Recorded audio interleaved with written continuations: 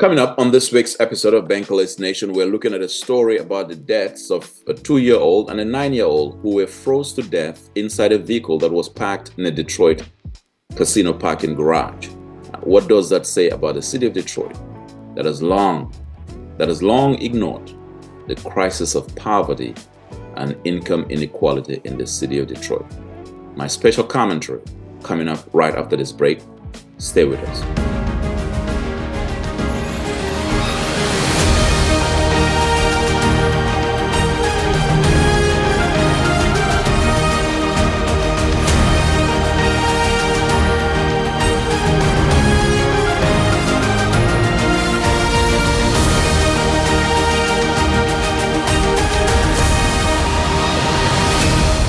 Welcome back to Bankole's Nation. Thank you so much for joining us. This week, we're looking at a story that is typically ignored in Detroit. We don't normally talk about it, but it exposes the cruelty of poverty and economic inequality in the city of Detroit. If you follow what's been going on in Detroit the last decade, under the administration of Mayor Mike Duggan, you would think it's a city that is shining on a hill. You would think that Detroit, in fact, there's nothing going on that's wrong with Detroit. You would think that poverty, economic inequality, economic injustice, income inequality has been solved. Yes, if you follow the national reviews and the local reviews, because we have a tendency not to talk about the stories that speak to structural inequality. Well, this week, there were two little kids, one 9 and the other 2. 9 and 2-year-old kids were found frozen to death earlier this week in a van in the parking lot of a Detroit casino. Let me repeat for you. 2 little kids, ages 9 and 2, were discovered frozen to death because of the winter in the parking lot of a Detroit casino.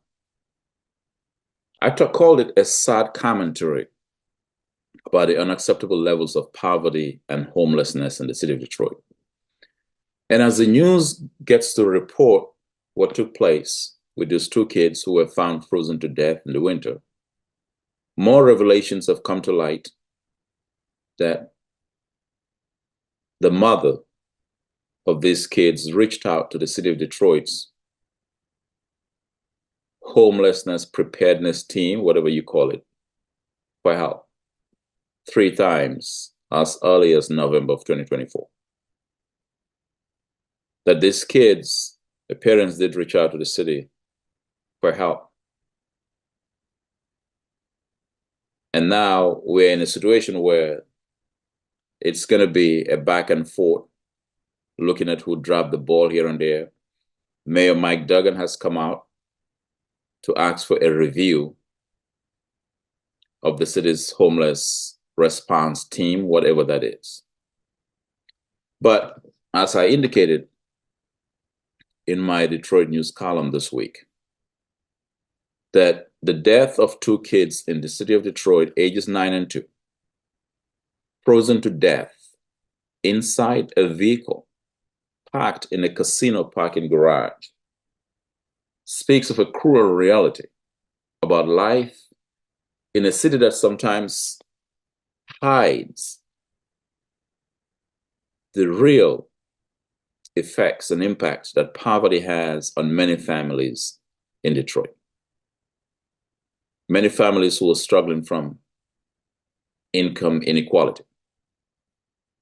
And you ask yourself, how does a city that is engaged with such revitalization, a city that is coming back, how does a city like that allow 2 kids to freeze to death in winter inside a vehicle?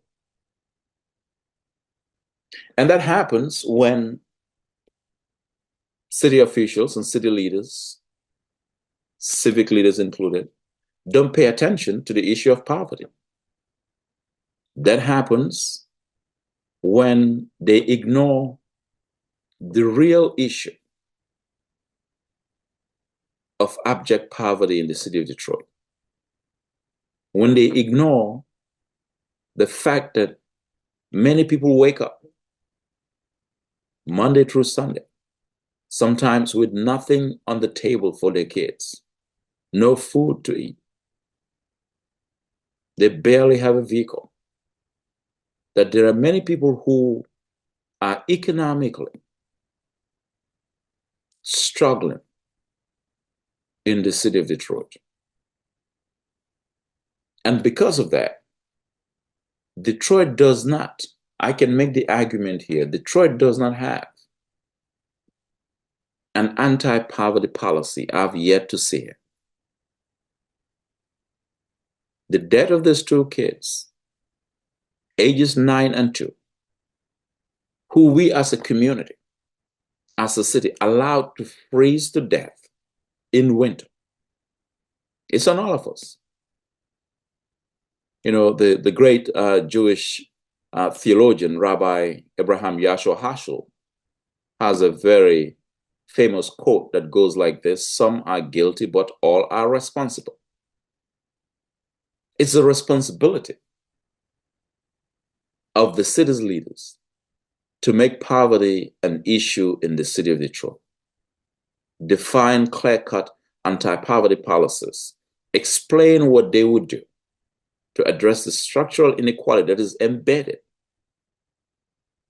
You know, many times some of us who have been very critical about the economic revitalization of Detroit have talked about the uneven recovery. I've written columns, I've spoken out many times about how we're building Taj Mahals on top of economic squalor. We're building Taj Mahals on top of poverty. We're building Taj Mahals on top of economic desolation. That what good is it to have all these fancy buildings, skyscrapers? And when you look around, when you look beyond the environment where the skyscrapers are located, what do you find? Economic desolation. What do you find? A vehicle parked in a garage, in a casino garage, where two kids, ages 9 and 2, froze to death in the winter this week. Only in Detroit, some might argue. But the larger point is that it's easy for us to blame the parents. I know some of you are listening, you would say, perhaps, what were they doing there? Some of us want to blame the parents. Personal responsibility, pull yourselves by the bootstraps. What Dr. Martin Luther King Jr. talked about what? How can you tell a man with no boots to pull themselves by the bootstraps? A bootless man. How can you tell a bootless man to pull themselves by the bootstraps? You know, some of us will say, well, they need to get education. They need to do this. They get a better job. And what do we find? The numbers have shown us that many low-income families, many families who are economically disenfranchised, are shuffling between low-wage jobs that barely pay a minimum wage, jobs that barely pay a decent wage. And I remember several years ago, at the Detroit City Council, it was a town hall where a young lady showed up with her kids and was crying, asking Detroit City Council for help because she was about to be evicted from her home. And her cries and what she was saying exposes the eviction crisis that Detroit faces. Detroit has become a majority renter city. That's what the numbers have shown. Detroit is now a majority renter city, which goes against the grain of home ownership, the bedrock of the American dream. Why would a mother with kids be in a parking lot in the winter? Because they have no place to stay. And now newspapers are reporting, the media is reporting that they called the city for help. Now, who dropped the ball at the city? We don't know. Mayor Mike Duggan has asked for a review. We have no idea. Now, it sounds good to do a review. It sounds good to do an examination of what takes place. That's what politicians do. when there's a catastrophe, when there's an emergency, when there's an accident, when there's something bad that happens, politicians always come out talking tough. Let's do a review. Let's do this. We're going to do a forensic audit. We're going to do this. That's all sounds good. But a review from the city's homeless crisis response team does not bring back to life those two unoffending, innocent little children, ages 9 and 2, who froze to death in winter. It does not bring them back to life. A review sounds good. What Detroit can do is prevent another situation like that from happening. And how does it do that? Detroit must show a commitment. City Hall must show a commitment. You know, we get city officials, including some members on the Detroit City Council, as well as the mayor. They get more excited in giving billionaires tax breaks. Yes, they get more excited. They fall all over themselves in giving billionaires tax breaks, as opposed to giving a reprieve or a break to a mother with kids sitting in a parking lot, allowed to freeze to death. And whenever we talk about the need to help those who are at the bottom of the economic scale, even when you go to city council, even when you talk to the mayor's office and all these folk running out here, calling themselves the leaders of Detroit, when you talk about helping those who are at the bottom of the economic scale, the first response is, well, they got to be personal responsible. They got to do this. They have to do this. They have they need to get this. They need to get, there are all kinds of roadblocks that are placed, bureaucracy, roadblocks that are placed ahead to prevent those who are disenfranchised or who belong to the perennial underclass from getting help. But when billionaires want tax breaks, when a Dan Gilbert wants a tax break, when billionaires, investors want tax break, there are no roadblocks. City council members, some city council members and the mayor will say, how high do you want us to jump? They go all out to make it happen. They go all out. They move with all deliberate speed to make sure that billionaire investors have the tax breaks and all the necessary help that they need to build their skyscrapers and build all the stuff that the Taj Mahals that they're building. While those who are the heart and soul of the city, the economically disenfranchised, those who are in the perennial underclass system, while they're wallowing in squalor. And that's the imbalance. And so what we saw this week in Detroit, the death of 2 kids, ages 9 and 2, froze to death inside a vehicle in a Detroit casino. What it exposes is the Detroit that we don't normally talk about. Is the Detroit that is hidden, the Detroit that they don't want you to know about, the Detroit that they refuse to talk about, the Detroit that the media does not talk about most of the time. Because the media focuses on the shiny objects. It focuses on how much money Dan Gilbert and the crew wants. It focuses on how much money the billionaire investors want, how much money they want from taxpayers. It doesn't focus on these stories that reveal a forgotten Detroit, a Detroit that has been made a spectator in this recovery over the last decade. I mean, what good does it do to say you're building the city of Detroit, Mayor Duggan? What good does it do to say you're building the city of Detroit, City Council, if the future of this city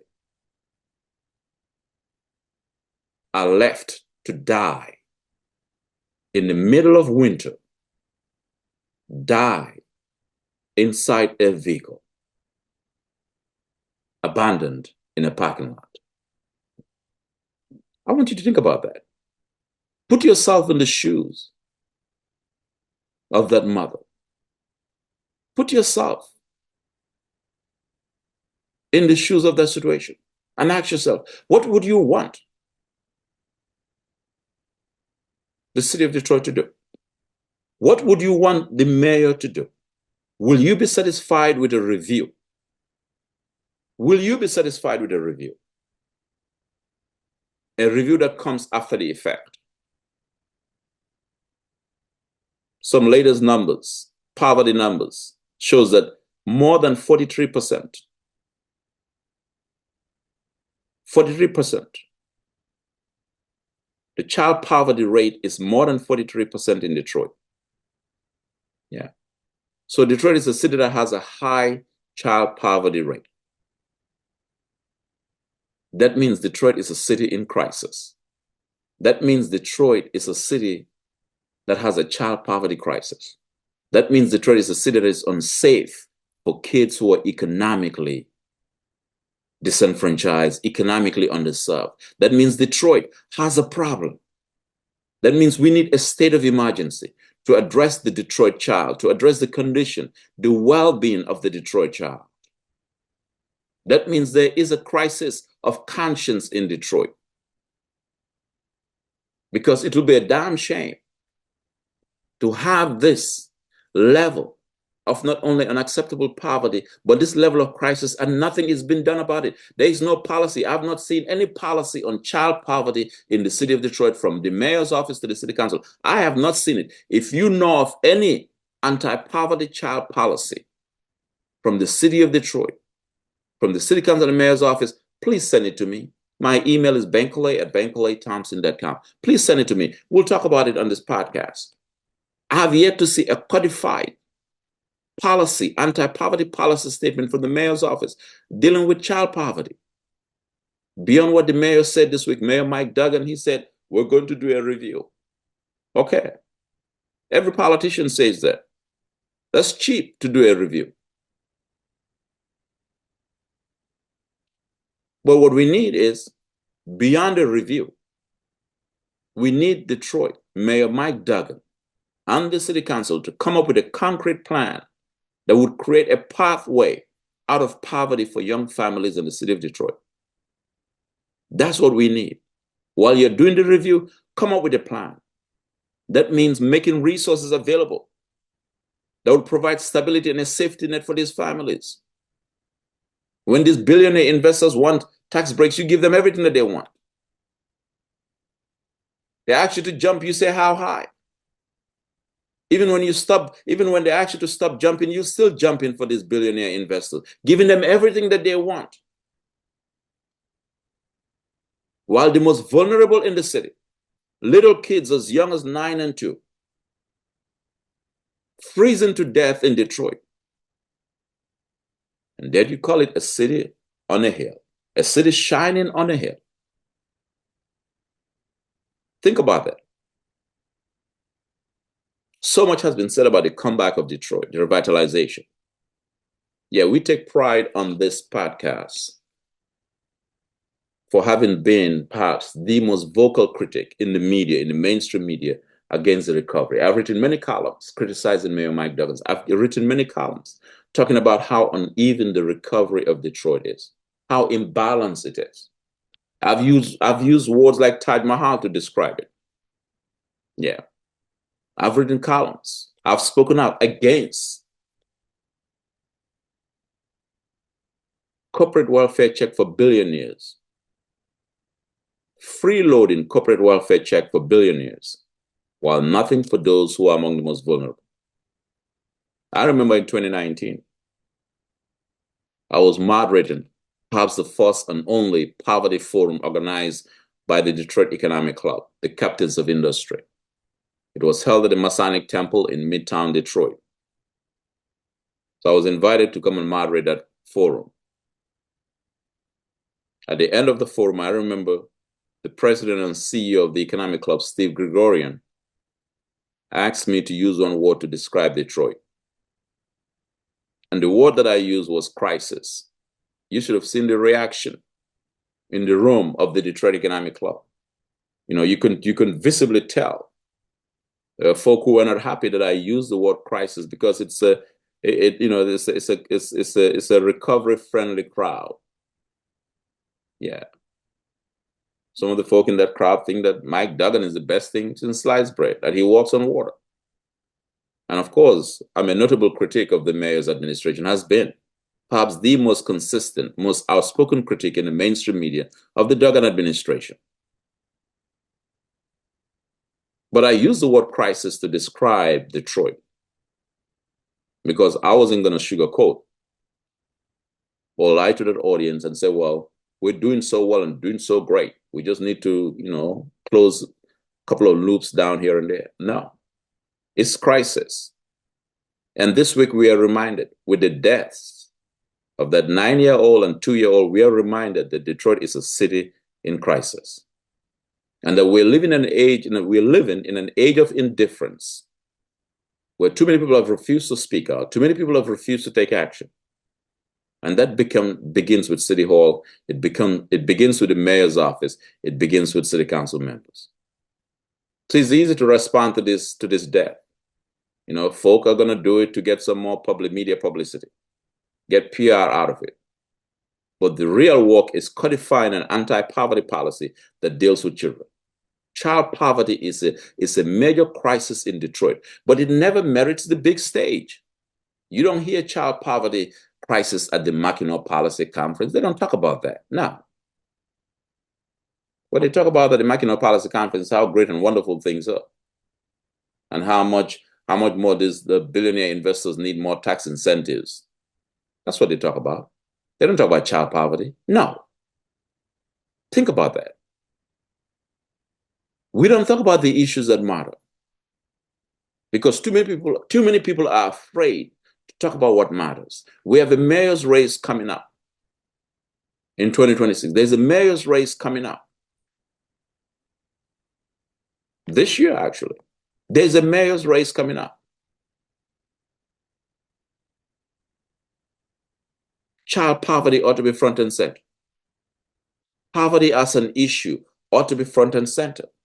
But what do we talk about? How do we balance the budget? How we do this? What are we going to do here and there?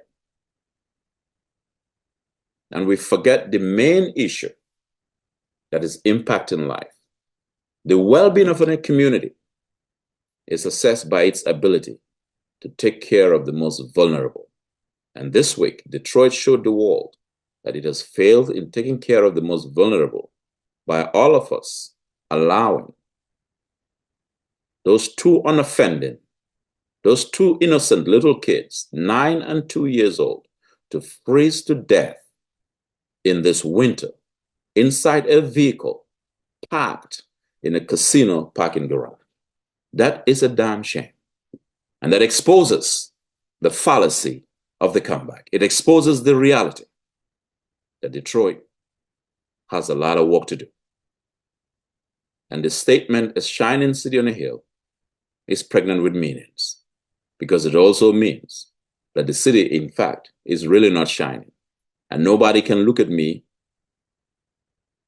with clear-eyed conscience to tell me that all is well in Detroit when kids are being found freezing to death inside a vehicle after their mother made several attempts to City Hall for shelter.